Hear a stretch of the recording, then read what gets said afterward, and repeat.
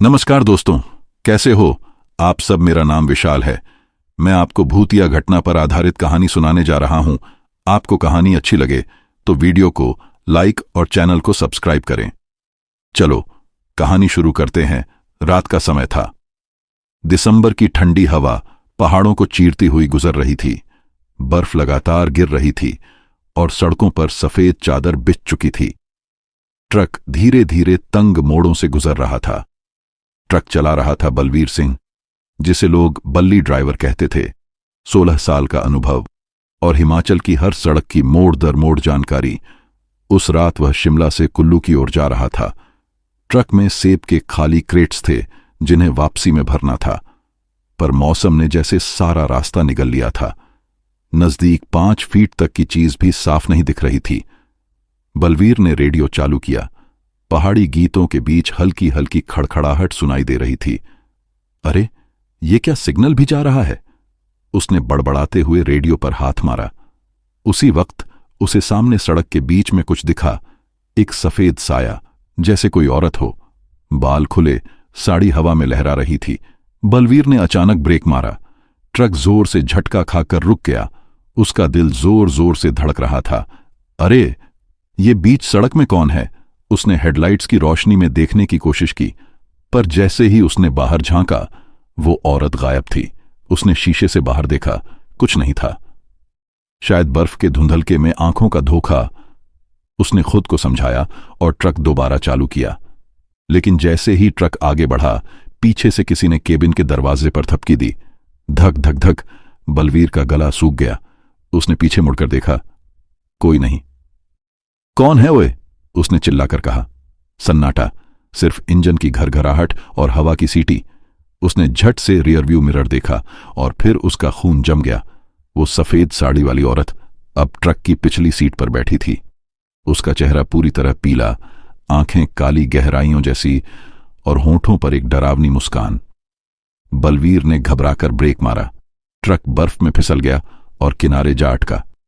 जब उसने दोबारा पीछे देखा, सीट खाली थी। बलवीर ने जल्दी से ट्रक का इंजन बंद किया और दरवाजा खोला। ठंडी हवा ने चेहरे पर चाबुक की तरह वार किया। वो उतरने ही वाला था कि अचानक पीछे से किसी की आवाज आई। कुल्लू जा रहे हो ना? मुझे भी वहीं उतरना है। बलवीर ने मुड़कर देखा। वही औरत अब ट्रक के सामने खड़ी थी। क्या वो सचमुच इंसान थी या बर्फ में भटकती कोई आत्मा? बलवीर कुछ पल के लिए जड़ हो गया। उसकी सांस जैसे किसी ने रोक दी हो। वो औरत अब ट्रक के सामने खड़ी थी। सफेद साड़ी बर्फ में भीग चुकी थी और उसके पैरों के निशान बर्फ पर नहीं पड़ रहे थे। बलवीर का गला सूख गया। कौन हो तुम? उसने कांपती आवाज में पूछा। औरत मुस्कुराई। डरो मत, मैं बस लिफ्ट मांग रही हूं। उसकी आवाज में अजीब सी गूंज थी, जैसे कई परतों में बोल रही हो। बलवीर ने अपने आप को संभाला। रात के 12:30 बजे इस बर्फ में कोई अकेला कैसे निकल पड़ा? तुम यहां कर क्या रही हो? मुझे कुल्लू जाना है, रास्ता भटक गई हूं, उसने कहा और धीरे धीरे ट्रक के दरवाजे के पास आ गई।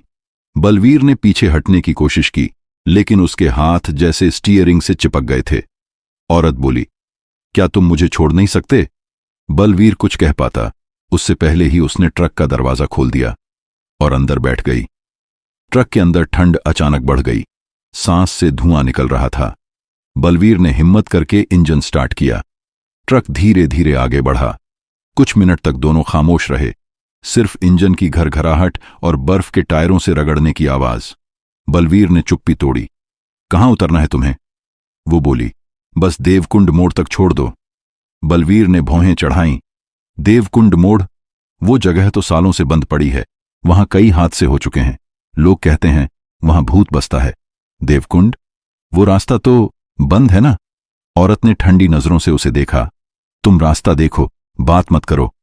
बलवीर का सीना सिहर गया। उसने ध्यान सड़क पर लगाया। बर्फ अब और तेज गिरने लगी थी। धुंध इतनी घनी कि कुछ भी साफ नहीं दिख रहा था। ट्रक एक मोड़ पर पहुंचा ही था कि रेडियो अपने आप चालू हो गया। पुराने गाने की जगह किसी औरत की धीमी कराह सुनाई दी।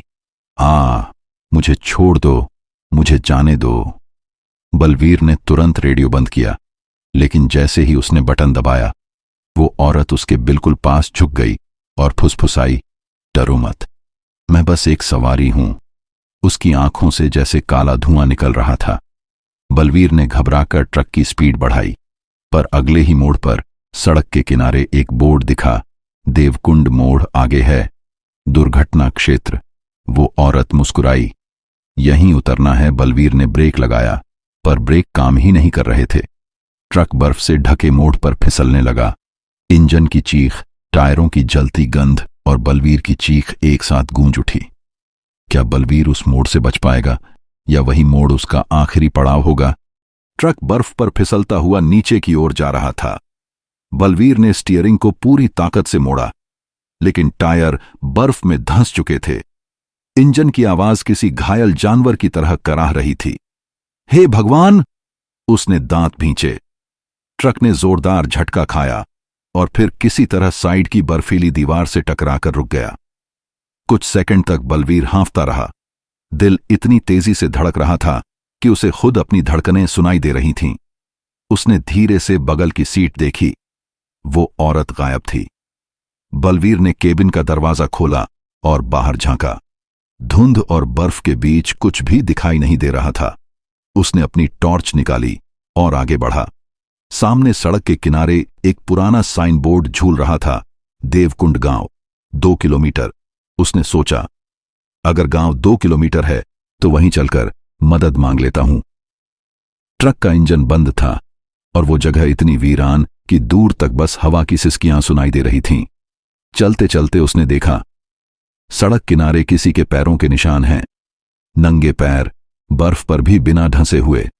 वही औरत के निशान लग रहे थे। बलवीर के पैरों में कंपी दौड़ गई। फिर भी उसने कदम बढ़ाए।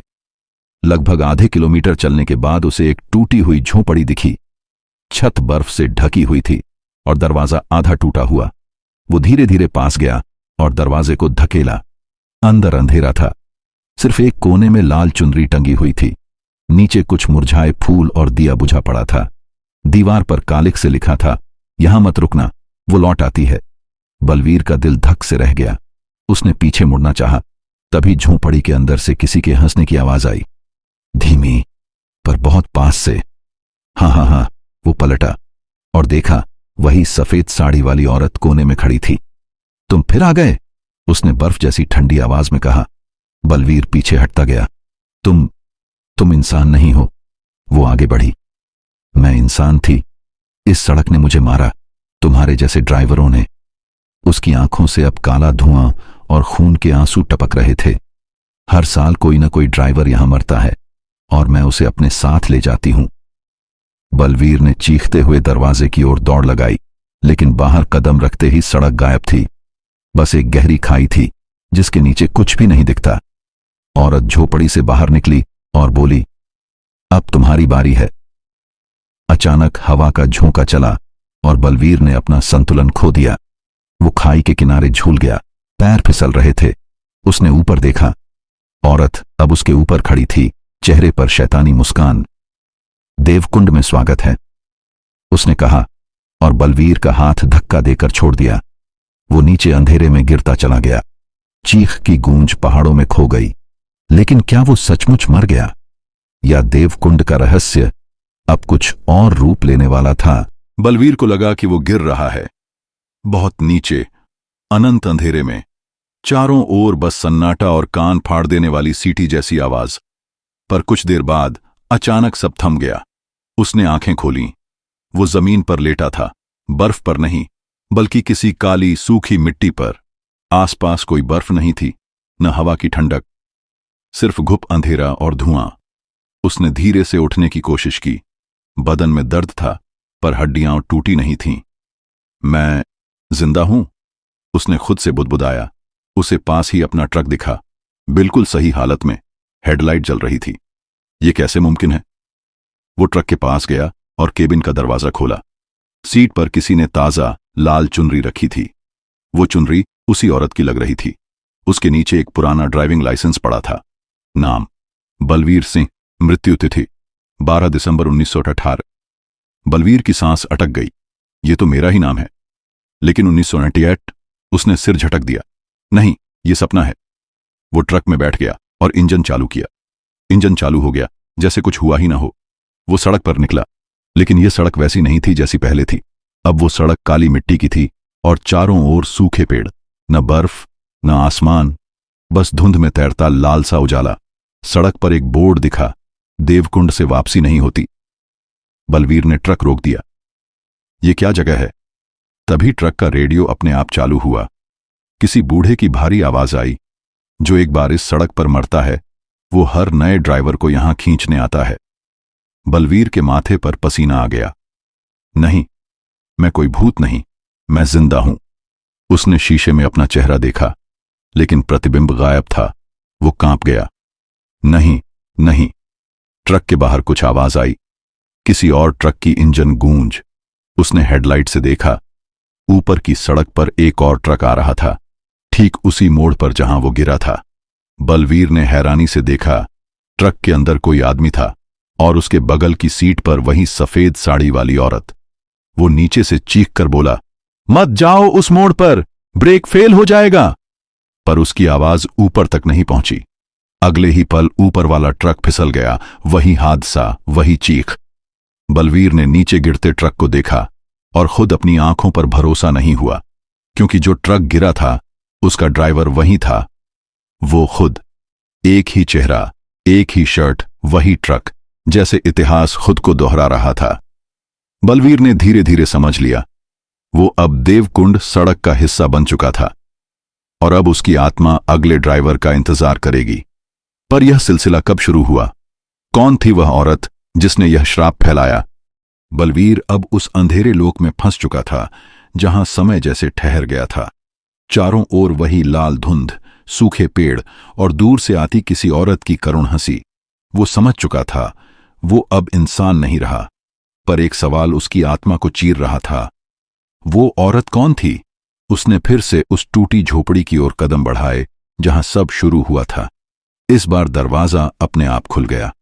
अंदर अब दीवारों पर कुछ लिखा था जो पहले नहीं था। मैं चंद्रा हूं और मेरा खून इसी सड़क ने पी लिया। दीवार के नीचे एक पुराना, आधा जला हुआ अखबार पड़ा था। बलवीर ने उसे उठाया। उस पर तारीख थी दिसंबर 1998 और हेडलाइन थी, देवकुंड मोड़ पर ट्रक की टक्कर से युवती की मौत, ड्राइवर फरार। अखबार में तस्वीर थी, वही औरत सफेद साड़ी में मुस्कुराती हुई। उसके नीचे लिखा था, चंद्रा देवी, आयु 24 वर्ष। बलवीर के हाथ कांप गए। यादें जैसे बिजली की तरह चमकीं। वो उस रात भी उसी रास्ते पर जा रहा था। भारी बर्फबारी में उसने किसी को टक्कर मारी थी।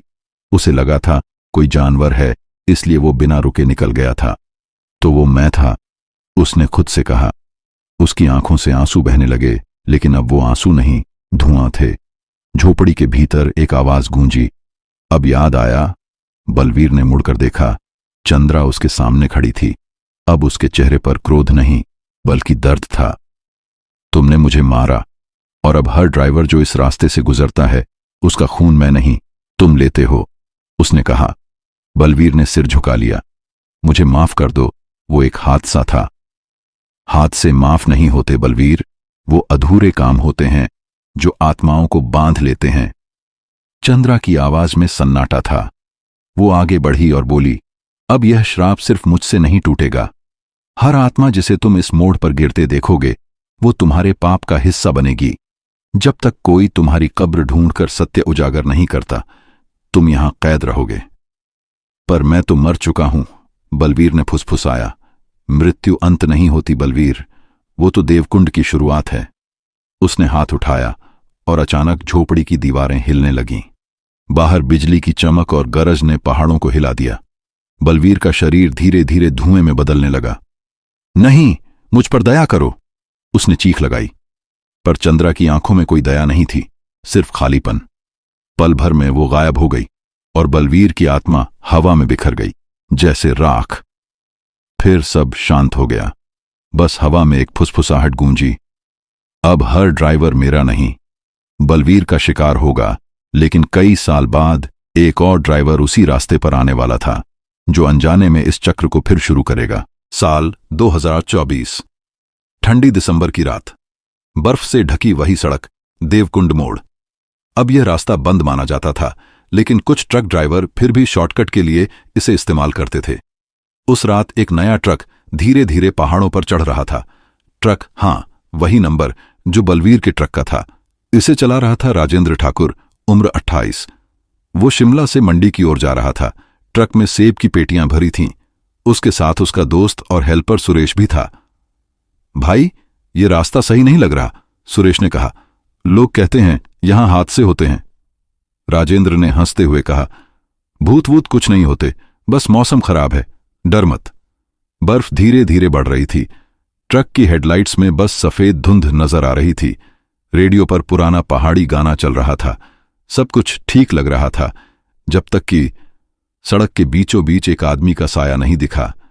राजेंद्र ने ब्रेक मारा, ट्रक चरमराया और रुक गया। साया धीरे धीरे हेडलाइट की रोशनी में आया।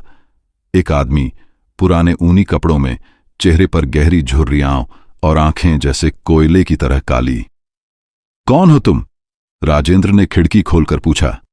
वो आदमी बोला, मैं बलवीर ड्राइवर था, यहीं मरा था। राजेंद्र का चेहरा सफेद पड़ गया।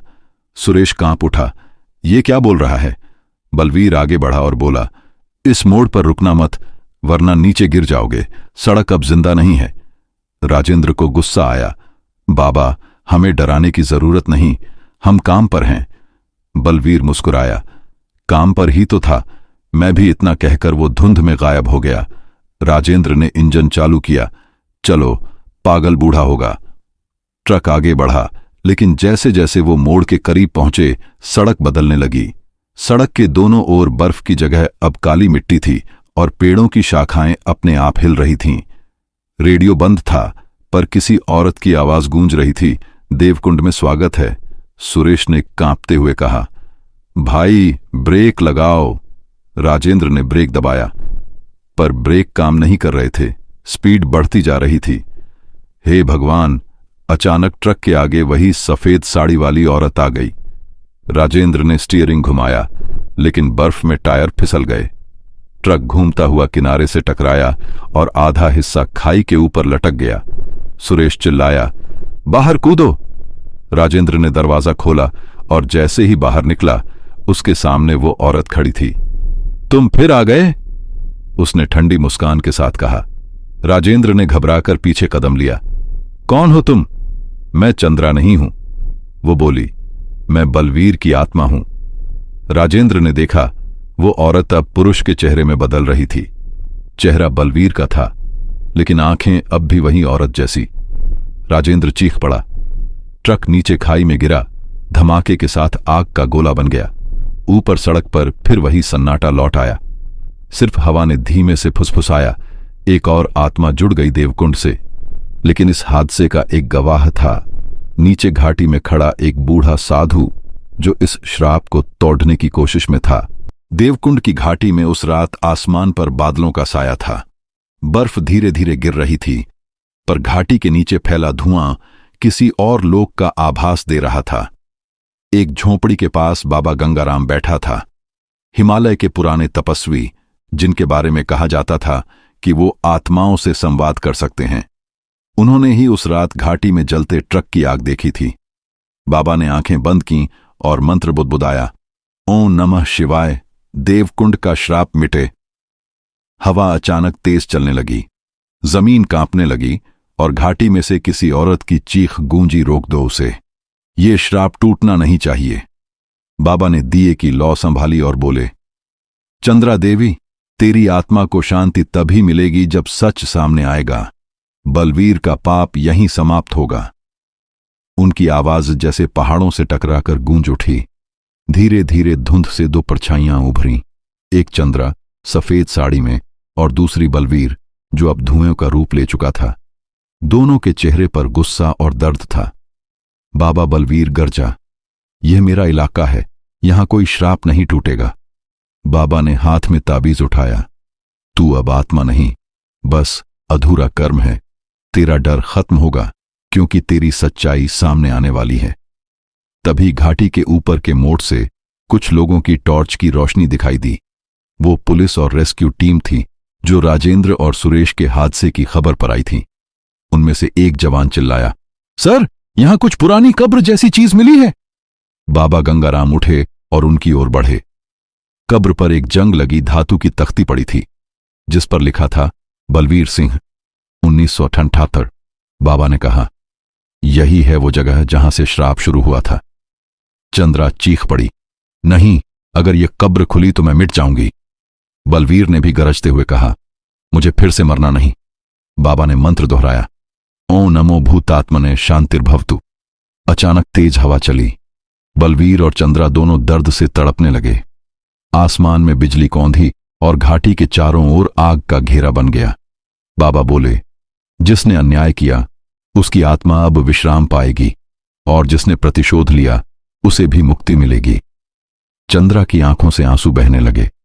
उसने बलवीर की ओर देखा और धीमे स्वर में कहा, शायद अब समय है इस अंतहीन दर्द को खत्म करने का।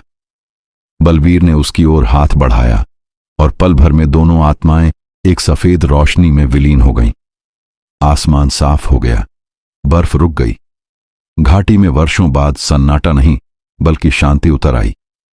बाबा गंगाराम ने दिए की लौ बुझाई और कहा, देवकुंड अब शापित नहीं रहा, पर पहाड़ों की कहानियां कभी पूरी तरह खत्म नहीं होती, क्योंकि जब भी वहां धुंध गिरती है, ट्रक ड्राइवर अब भी कहते हैं कि मोड़ पर किसी ने लिफ्ट मांगी थी। सुबह की पहली किरण हिमालय की चोटियों पर पड़ी तो बर्फ के कण सोने की तरह चमकने लगे। घाटी में रात का अंधकार धीरे धीरे मिट रहा था।